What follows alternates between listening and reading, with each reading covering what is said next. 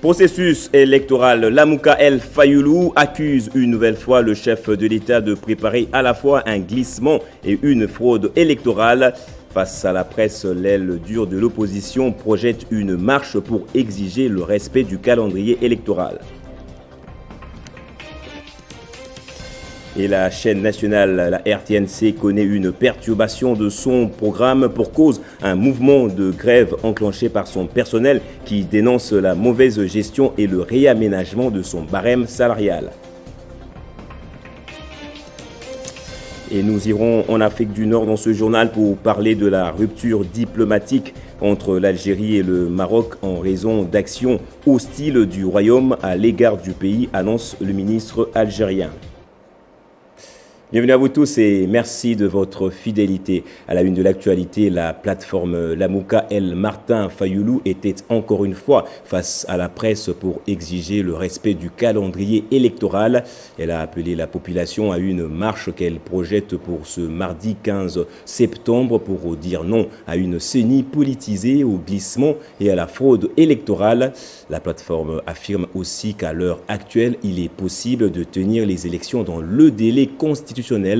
Elle présentera pour ce faire sa proposition de calendrier électoral le 10 septembre prochain.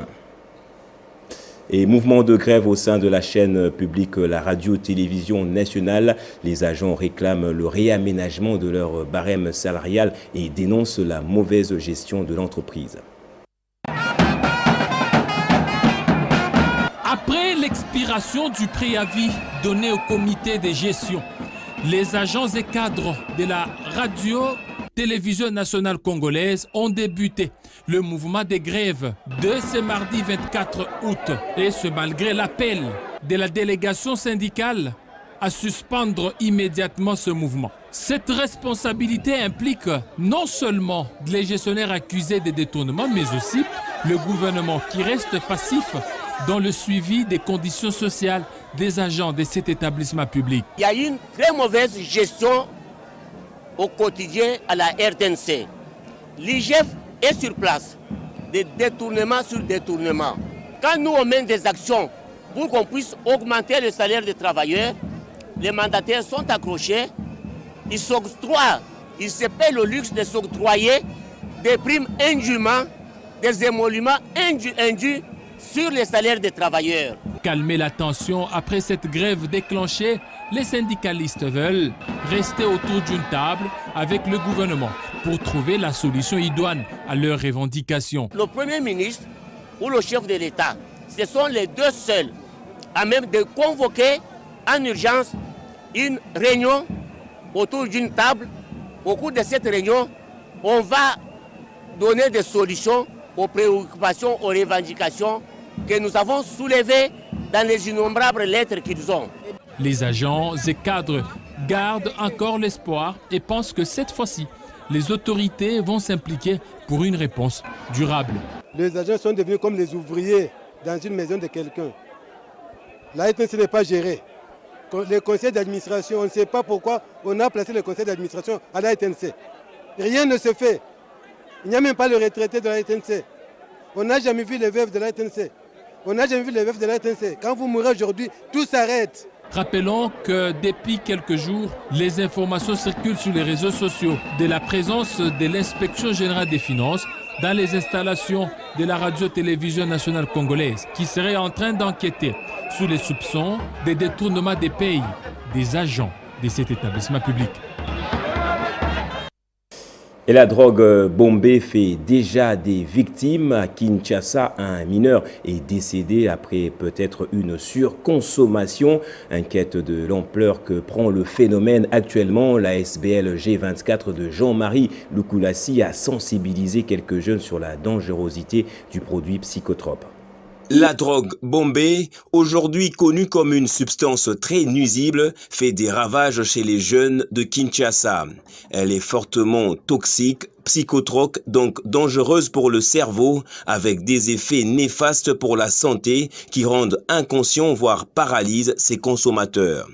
Un fléau qui inquiète les forces de l'ordre et le président de la République qui a appelé à la conscience collective pour sauver la jeunesse. C'est dans cette logique que l'ASBL G24, une initiative d'encadrement des jeunes en RDC, s'est mis à cœur de lutter contre ce phénomène. Nous venons de procéder à l'arrestation ou à l'interpellation de ces jeunes qui sont sur la Funa, âgés de moins de 15 ans, qui consomment du bombé.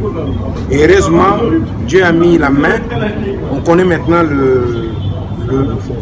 le fournisseur de ces bombés-là dans la commune de Funa. Donc demain, on va communiquer son nom au général Kassongo et au service des renseignements pour son arrestation. Pour l'instant, nous gardons ces enfants ici, chez nous, dans nos bureaux. Ils vont dormir ici et manger. Et nous allons procéder à nos processus de désintoxication.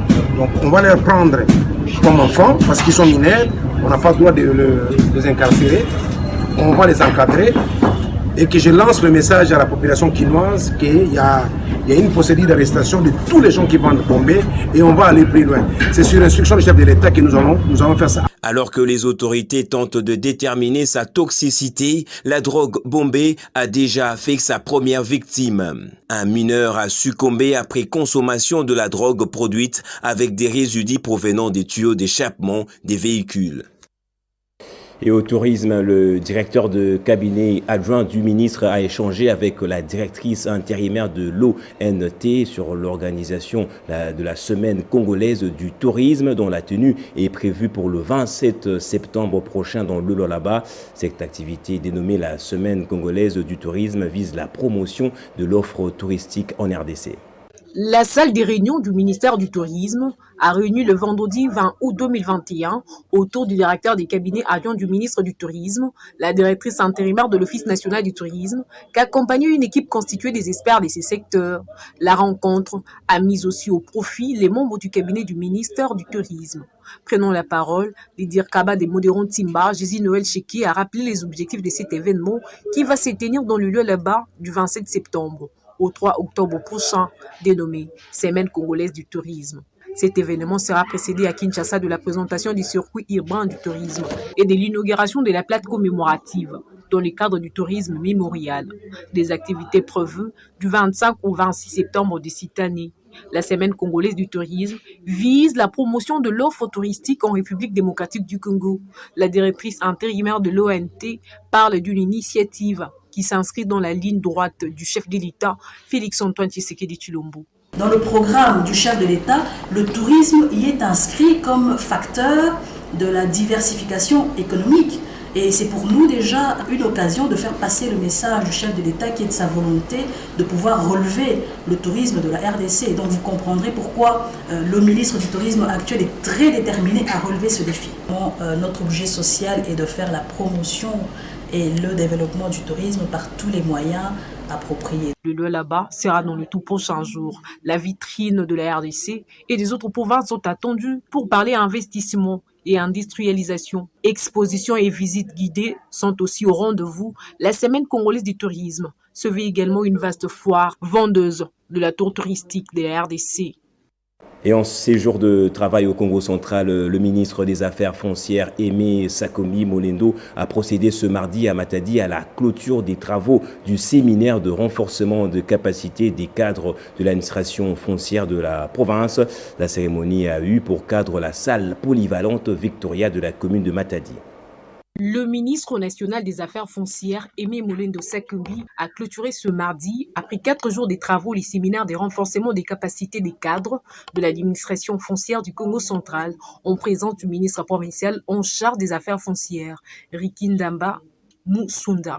Dans son mot de clôture, le ministre national des Affaires foncières, Aimé Molendo Sakomi, a invité les séminaristes à travailler avec assiduité dans les stricts respects des lois et règlements qui régissent des affaires foncières pour l'assainissement de l'administration foncière afin de redorer l'image tant ternie de ce secteur et pour une maximisation des recettes de l'État conformément à la vision du chef de l'État, Félix-Antoine Tshisekedi Tshilombo. Je vous exhorte tous de privilégier l'application sans faille de tous les acquis de ce séminaire atelier pour changer fondamentalement l'administration foncière du Congo central et lui insuffler une nouvelle dynamique.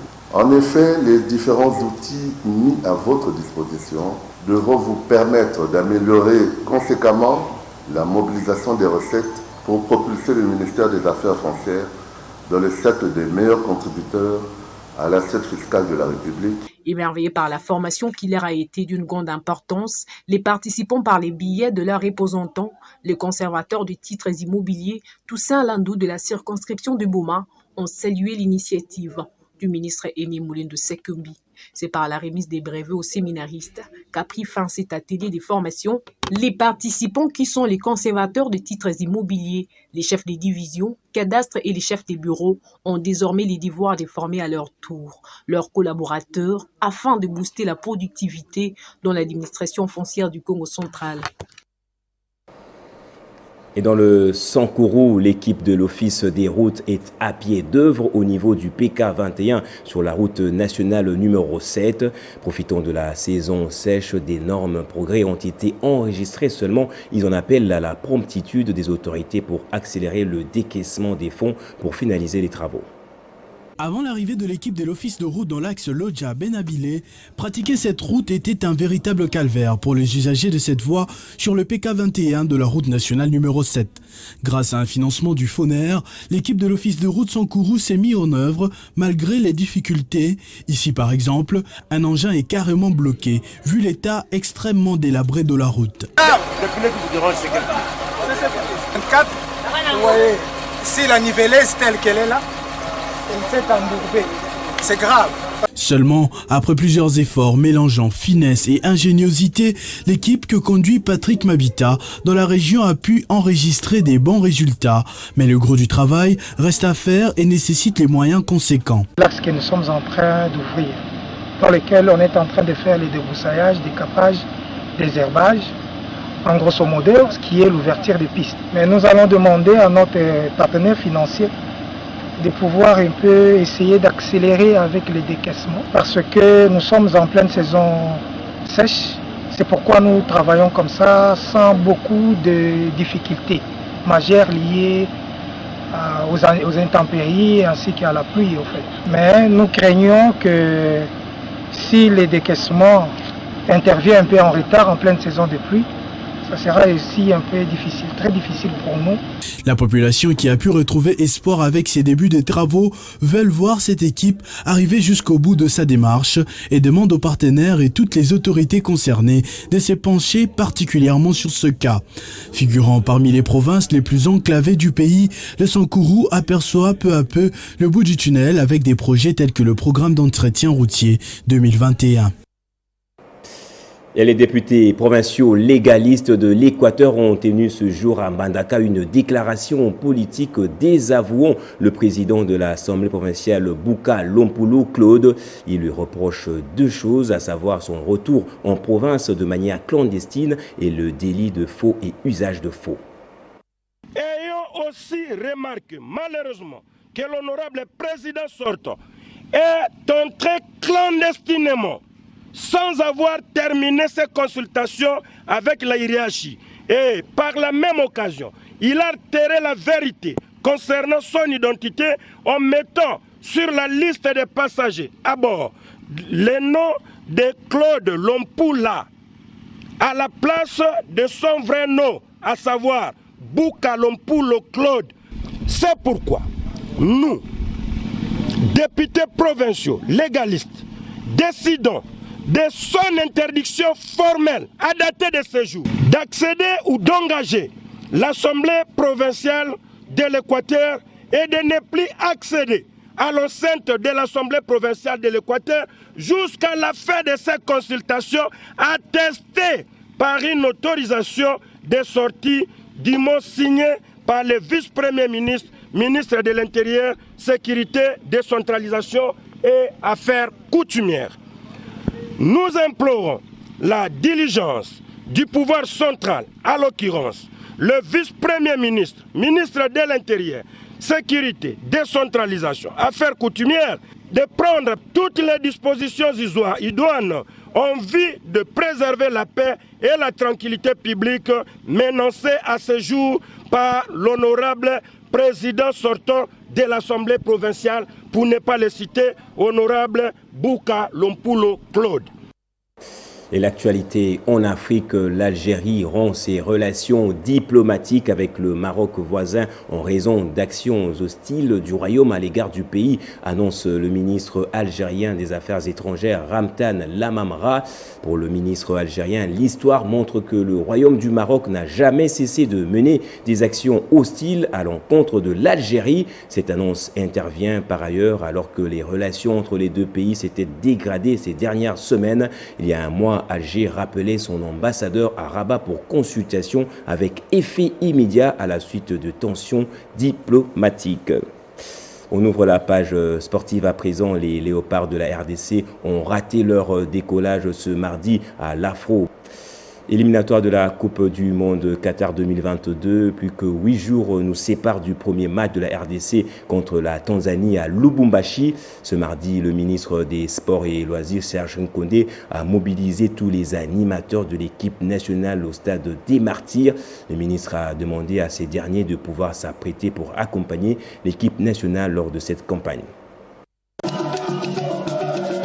C'est au rythme de ces tam-tams et chants d'allégresse que le comité des animateurs de l'équipe nationale a accueilli le ministre des Sports et Loisirs, Serge Nkonde Tshembo, ce mardi au stade de Martyrs de la Pentecôte. Lors de cette rencontre, Serge Nkonde a été flatté par la discipline de ses animateurs qui accompagnent les équipes nationales de la RDC. Par la même occasion, le patron des sports congolais, adjoint en direct de Turquie, Marcel Tisserand, le capitaine de l'équipe nationale, n'a pas caché sa détermination et celle de ses coéquipiers avant d'affronter les TFA Stars de la Tanzanie le 2 septembre prochain. Nous sommes engagés à venir faire plaisir à tout le peuple congolais, leur montrer notre amour pour le drapeau. Le moral est au banana joueur, il est animateur, si peuple congolais en commençant par Yemei, le chef de l'État, son Excellence Félix Antoine Tshisekedi Tshilombo. Nous avons besoin de jouer la Coupe du Monde, chers amis. Prenant la parole, Thomas Iyala, président des animateurs de la RDC, a exposé au ministre des Sports leurs préoccupations. Depuis 1974, nous avons la Coupe du Monde. Mais dans le mandat, il y a présent Fatih Béton, nous avons la Coupe du Monde. Il y a un moment où nous sommes animateurs. Il s'agit de terrain de joie, de panzana, de panzana. De l'équipe intermédiaire. Ce que par exemple, le niveau salaire de Benga Thomas, Benga Vologo, Benga Malula, Baliter, Dento Zalaka. Le rassemblement des léopards de la RDC débute les 30 août à Kinshasa. Ensuite, les fauves congolais prendront la direction de Lubumbashi où ils vont affronter les TFA Stars de la Tanzanie. Et enfin, le Paris Saint-Germain veut offrir aux jeunes joueurs africains l'opportunité de débuter une aventure professionnelle grâce à ses différentes académies. Installées en Turquie il y a 2 ans, PSG Academia a lancé sa première détection à Kinshasa le 21 août dernier. Objectif, sélectionner les jeunes talentueux qui seront amenés à Istanbul pour un bon encadrement avant de se lancer à la cour des grands.